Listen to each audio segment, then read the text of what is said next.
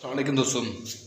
सारे दोस्त अजकल जिन्ने भी टिकटॉक है यूजर ने सारे परेशान क्यों आ, लेकिन उन्होंने असल वजूहत का पता नहीं। वजूहत का पता इदा लगे जो तफसीली वीडियो देखो तो फिर तुम्हें पता लग जाऊगा कि टिकटॉक के यूजर परेशान क्यों, उनके व्यू क्यों नहीं आ रहे, उनके फॉलोवर कम क्यों हो रहे हैं, वीडियो के वायरल क्यों हो रही, जैसे जो 4 दिन पहले चलती पी क्यों नहीं चल रही।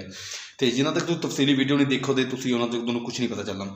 दोस्तों गल है कि अज तो तकरीबन 3-4 दिन पहले तो कुछ दोस्तों के यूजर टिकटॉक यूजर उन्होंने फॉलोवर जो कम हो रहे, जिन्होंने मिलियन फॉलोवर होए उन्होंने मिलियन फॉलोवर भी घट हो गया। तो और जिन्होंने व्यू जो अगे आते सन 10 मिनट 20 मिनट 1 घंटे जिन्हें व्यू आए सन, लेकिन वो व्यू नहीं आ रहा है, वो वीडियो वायरल नहीं हो रही। और इनका जी मेन मसला मेन प्रॉब्लम असल किसी नहीं पता, ऑलरेडी टिकटॉक यूजर भी इसे कि नहीं पता है कि सैटिंग प्रॉब्लम है कि रिपोर्ट प्रॉब्लम जाना पैंदा है कि या इन्हें की प्रो पर्सन कुछ भी इन्हें भी कोई है कि नहीं है। लेकिन ऑलरेडी किसी यूट्यूबर को किसी टिकटॉकर को भी नहीं पता कि ऑलरेडी और रूल नहीं पढ़े होंगे, कुछ असूल नहीं पढ़े होते, कम्युनिटी गाइडलाइन नहीं पढ़ी होंगे, उन्होंने कुछ इशूज़ नहीं पढ़े होंगे, उन्होंने नहीं पता होंगे। मैं इस चीज़ ठीक मन्या कि देसी हाँ, लेकिन इस चीज़ के बारे सारा इलम रखता कि अल्हम्दुलिल्लाह। दूजी गल है कि दोस्तों कि मैं कहना चाहना मेन बजाय किसी कोई एवं झूठी फवाद झूठी खबर झूठी जबान मैं इस्तेमाल नहीं करता। एक प्रॉब्लम मसला जो ऑलरेडी चल रहा है, जो 3-4 दिन टिकटॉक यूजर तो उन्होंने फॉलोवर व्यू नहीं आ रहे। मेन इशू नंबर 1 याद रखा जाए कि टिकटॉक कंपनी जी भी हैगी टिकटॉक ऐप हर 3-4 महीनों बाद इनकी सैटिंग करती है। इनकी सैटिंग देखो जी वो पुराने यूजर जी काफ़ी देर तो अकाउंट बना के लेकिन उस बाद इस्तेमाल नहीं करते, उन्होंने अकाउंट खत्म करती है। ठीक है, तुम देखते हो कि अक्सर लोगों के 6-6 मिलियन फॉलोवर 7-7 मिलियन फॉलोवर होंगे, लेकिन उन्होंने 6-6 मिलियन फॉलोवर व्यू नहीं आते। वो इस वजह तो नहीं आते क्योंकि कुछ पुराने अकाउंट होंगे उन्होंने यूज़ नहीं करते, उन्होंने टिकटॉक बकायदा अपने हिस्ट्री च कट देंगी, खत्म कर देंगी, ब्लॉक कर देंगी। ठीक है, ऑलरेडी उन्होंने खत्म कर दी। इस वजह से सारे सोचना पैंदा कि यार साढ़े व्यू नहीं आते।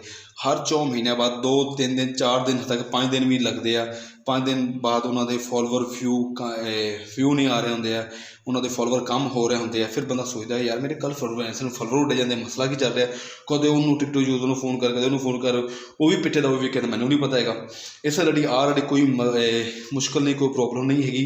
जी प्रॉब्लम है तो मैं क्रिएट कर दस दी तो किसी की गलत फवाह मगर नहीं लगना, कोई अपने सैटिंग वगैरह खराब नहीं करनी।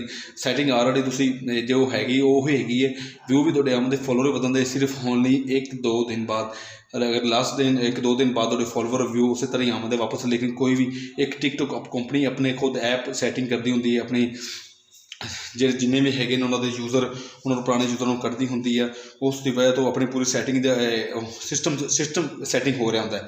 जो सिस्टम सैटिंग होंगे ही थोड़ा कई वीडियो व्यू वायरल नहीं होंगी। उस बाद जो सिस्टम छोड़ते होंगे थोड़े खुद ब खुद अकाउंट अगे जाए तो उस तरह व्यू होंगे, उस तरह वायरल होंगे, उस तरह वीडियो फॉलोवर आते थोड़े। ठीक है, जो अज देख रहे हो फॉलोवर अज पूरी दिहाड़ में 2000 फॉलोवर हैं जो 1 घंटे आ जाते नहीं आ रहा, बस यो प्रॉब्लम है होर कुछ नहीं। टिकटॉक ऐप का कंपनी खुद करती है, लेकिन ये कोई किसी मोबाइल की या किसी सैटिंग का कोई मसला नहीं है, कोई प्रॉब्लम नहीं है। कदे गलती ना करना इस बार कोई सैटिंग खराब करने बाद अगर कोई प्रॉपर मसला क्रिएट होता है तो तुम मैं कमेंटा में अपनी राय दस सकते हो, कोई भी है तो मैं दस सकता, लेकिन नो प्रॉब्लम कोई परेशान नहीं होना। ठीक है, ओके। और गलत फवाह मगर नहीं लगना, गलत फवाह काफ़ी वीडियो बनाते हैं लेकिन गलत फवाह मगर नहीं लगना कतन भी।